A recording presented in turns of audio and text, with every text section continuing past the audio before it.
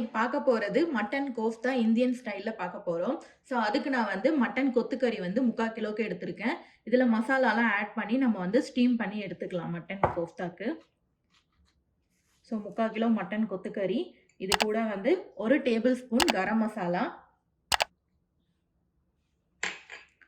1 table spoon chilli flakes, 1/4 cup அளவுக்கு கொத்தமல்லிய பொடியா நறுக்கி வச்சிருக்கேன். அதையும் இது கூட சேர்த்துக்கலாம். 1 டீஸ்பூன் அளவுக்கு உப்பு, 2 டேபிள் ஸ்பூன் இஞ்சி பூண்டு paste, 2 table spoon pepper powder, 1 table spoon அளவுக்கு ஜீரகத்தூள். இப்போ இது எல்லாத்தையுமே வந்து நல்லா மிக்ஸ் பண்ணிக்கலாம். இப்போ நம்ம போட்ட மசாலா எல்லாத்தையும் நல்லா வந்து மிக்ஸ் பண்ணி விட்டாச்சு. இதை ஒரு 1 ஹவருக்கு நம்ம வந்து மேரினேஷன் பண்ணி வச்சிருவோம். 1 hour later. இப்போ 1 ஹவர் நல்லா வந்து மேரினேஷன் ஆயிடுச்சு. ஸோ நம்ம வந்து இப்போ வந்து உருண்டை பிடிச்சி நம்ம ஸ்டீம் பண்ணி எடுத்துக்கலாம்.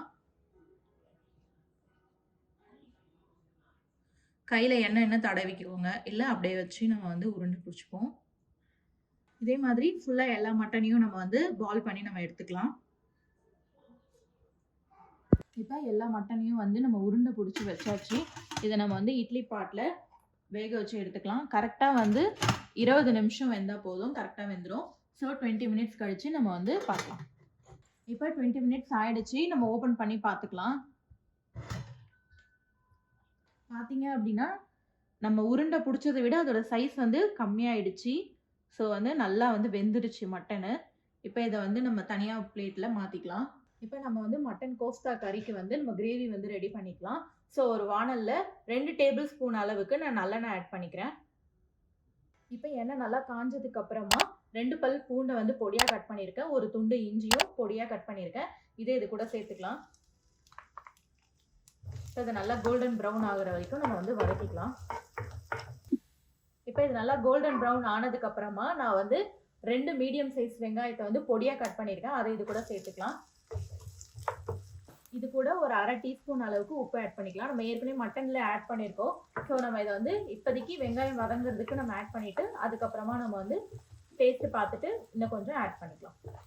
இப்போ இந்த வெங்காயம் வந்து நல்லா ப்ரௌனிஷ் கலர்ல வர அளவுக்கு நம்ம நல்லா வதக்கிக்கலாம். இப்போ நல்லா வெங்காயம் வதங்கினதுக்கு அப்புறமா 2 மீடியம் சைஸ் தக்காளியை பொடியாக கட் பண்ணியிருக்கேன். அதையும் இது கூட சேர்த்துக்கலாம். இப்போ இதை நல்லா வந்து வதக்கி விட்டுக்கலாம். இப்போ மூடி போட்டு நல்லா தக்காளியை வந்து வேக வச்சுட்டேன். இந்த மாதிரி நல்லா வந்து குழைய வெந்துருச்சு அப்படின்னா நம்மளுக்கு அந்த மட்டன் கோஃப்தா கறி வந்து கிரேவி நல்லா சூப்பராக வரும். இப்போ நம்ம வந்து மசாலா எல்லாம் ஆட் பண்ணிக்கலாம். 1/2 டீஸ்பூனுக்கு மஞ்சள் தூள், 1 டீஸ்பூனுக்கு மல்லித்தூள், 1 டீஸ்பூனுக்கு சில்லி பவுடர், 1 டீஸ்பூன் அளவுக்கு காஷ்மீரி சில்லி பவுடர் ஆட் பண்ணுறேன். இது வந்து ஒரு கலருக்காக. அடுத்ததாக ஒரு 1/2 டீஸ்பூன் அளவுக்கு கரம் மசாலா ஆட் பண்ணுறோம். நம்ம ஆல்ரெடி வந்து மட்டன்லேயும் ஆட் பண்ணியிருக்கோம், இதுலேயும் ஆட் பண்ணிட்டோம் அப்படின்னா இதோட கிரேவி ஃப்ளேவர் நமக்கு நல்லா இருக்கும். ஸோ இப்போ இது எல்லாத்தையுமே வந்து நல்லா வதக்கிக்கலாம். லைட்டாக இதில் வந்து இந்த பச்சை ஸ்மெல், மிளகாத்தூள் பச்சை ஸ்மெல்லாம் போகிற அளவுக்கு நம்ம வந்து எண்ணெயில் நல்லா வதக்கிக்கலாம். இப்போ ஒரு நிமிஷம் அளவுக்கு நான் நல்லா வந்து வதக்கிட்டேன். இந்த டைமுக்கு அடுத்து நம்ம வந்து என்ன பண்ணிக்கலாம், கொஞ்சமாக வந்து தண்ணி ஆட் பண்ணிக்கலாம். ஒரு 1/2 டம்ளர் அளவுக்கு மட்டும் தண்ணி ஆட் பண்ணிக்கலாம். இப்போ கொதிச்சுட்டு இருக்க டைம் நம்ம வந்து டேஸ்ட் பார்த்துட்டு உப்பு பத்தலை அப்படின்னா ஆட் பண்ணி இப்போ தண்ணி ஊற்றி ஒரு 5 நிமிஷம் நல்லா கொதிச்சிடுச்சு. ஸோ இப்போ பார்க்கலாம். ஓப்பன் பண்ணி பார்த்தீங்க அப்படின்னா எண்ணெயெல்லாம் நல்லா பிரிஞ்சு வந்திருக்கு.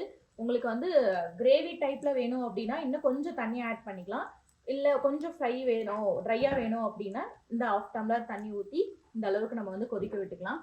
இந்த டைமில் நம்ம வந்துட்டு மட்டன் வந்து ரெடி பண்ணி வச்சுருந்த மீட் ஸ்டீம் பாலை வந்து நம்ம இதில் ஆட் பண்ணிக்கலாம். எல்லா பால்லையும் வந்து படுற மாதிரி ஃபுல்லாக வந்து நம்ம வந்து பரட்டி விட்டுப்போம்.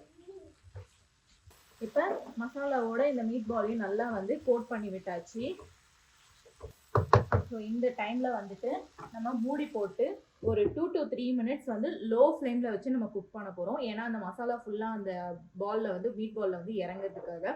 ஸோ 2 to 3 மினிட்ஸ் சிம்மில் வச்சுக்கோங்க. இப்போ ஒரு 2 மினிட்ஸ் ஆயிடுச்சு. நம்ம வந்து ஓப்பன் பண்ணி பார்க்கலாம். ஸோ ஆல்மோஸ்ட் வந்து குக் ஆகிடுச்சு. இப்போ நம்ம வந்துட்டு இது மேலே லைட்டாக கார்னிஷிங்காக ஒரு கொத்து கருவேப்பிலை இலை,